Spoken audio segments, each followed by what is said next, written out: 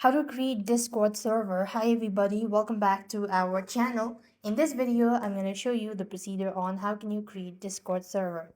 So here's what you need. Make sure that you already have a Discord app installed to your device and that you also have an account. Now then, to begin with, open the Discord app and log in. After you're logged in, you then need to go ahead and open up the home page. There, at the very left, you can see these icons, right? These are all the server that I'm part of it. If you want to create your own server, you just need to tap on the plus at the very bottom left corner of the screen. There you have create your server, and you could go ahead and select create my own, maybe start from a template.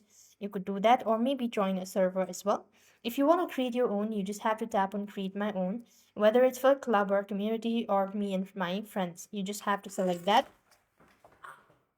After which, you want to make sure to go ahead and select the name, or just give it a name. Then you have to go ahead and tap on create server.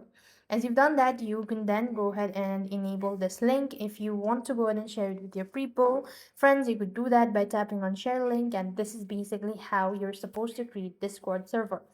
I hope the video was helpful. Make sure to like, share, and subscribe. Thank you for watching. See you in the next video.